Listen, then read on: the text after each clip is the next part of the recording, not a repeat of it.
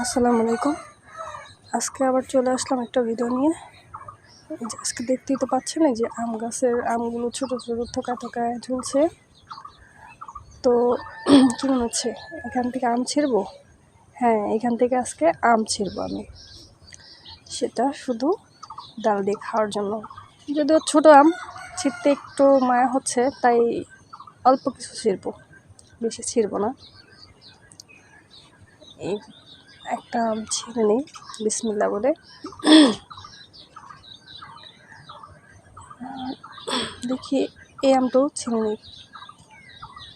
এটা দেখতে পাচ্ছেন যে দুটো আম ছিঁড়ে নিলাম আমি। আর কমেন্ট করে অবশ্যই বলবেন যে কার কার ডাল দিয়ে আম খেতে ভালো লাগে।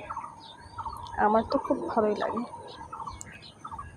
তো এখানে আমি একটা ক্যাপসিকাম রেখেছিলাম বীজ রাখার জন্য। এটা যদি এখন পরিপক্ক হয়ে গেছে, তো এটাকে আমি তুলে নিচ্ছি। দেখতে পাচ্ছি এই যে একদম টসটসে হয়ে গেছে। আর এখান থেকে ছোট ছোট কিছু মরিচ তুলে নিই। এই মরিচগুলোর কী বলবো, নাগা মরিচের থেকে প্রচুর ঝাল। এগুলো যদি কাটা হয়, হাত যে কত জ্বালা করে সেটা যে কাটে সে শুধু জানে যেটা কতটা ঝাল হয় এই মরিচগুলো। তো অল্প কিছু মরিচ নিচ্ছি, গাছ ছোটো, মরিচও অল্প, তাই অল্পই নিচ্ছি। বেশি হলে আবার কথা ছিল যে বেশি নেওয়া। তো এই তো আমার কিছু মরিচ তোলা হয়ে গেল। এখানে আমার ক্যাপসিকাম, মরিচ, এখানে কিছু টমেটো পেকে আছে টসটসভাবে। এই তো দেখেন কি সুন্দর কালার আসছে টমেটোটা। এটাও তুলে নিলাম, এখানে রেখে দিই। আর এই যে কালো টমেটোগুলো পেকে আছে, কালো টমেটোগুলো অনেক সুন্দর দেখতে গাছের মধ্যে।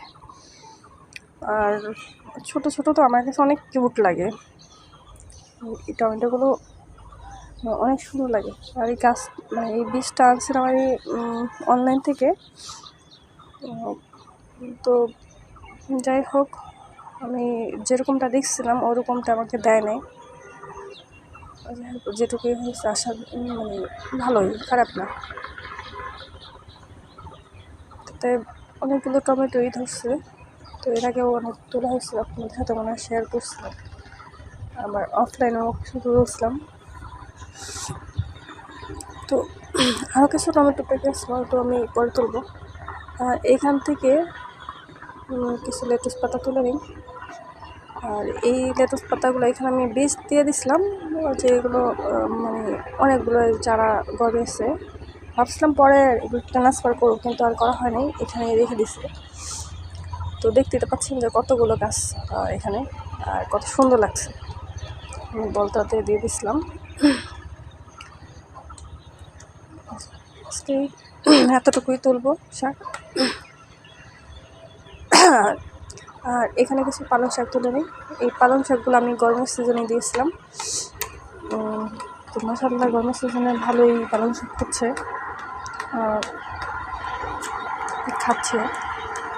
তো আমি পালং শাকের আগে শীতের সময় দিয়েছিলাম, কিন্তু সেটা মেবি হয়নি, কারণ পাখিতে সব বীজ খেয়ে ফেলছে। আর আমার যেটা রিজিক আছে আমি সেটাই খেতে পারবো, এটাই কথা। যার যেটা রিজিকে থাকে সেটাই সে খেতে পারবে। তো কী করার, পাখিরও তো খাওয়ার দরকার আছে।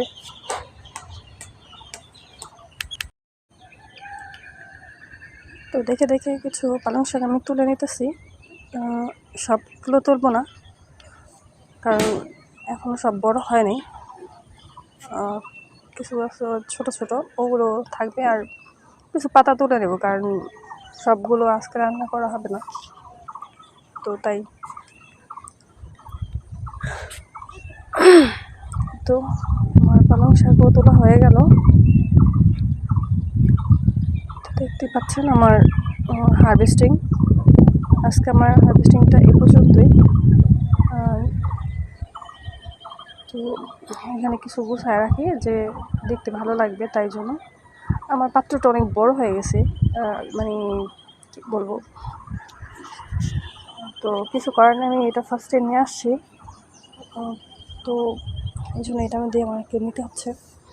যদি আমার ভিডিওটা আপনাদের কারো কাছে ভালো লাগে তাহলে অবশ্যই লাইক, কমেন্ট অ্যান্ড সাবস্ক্রাইব করে দেবেন।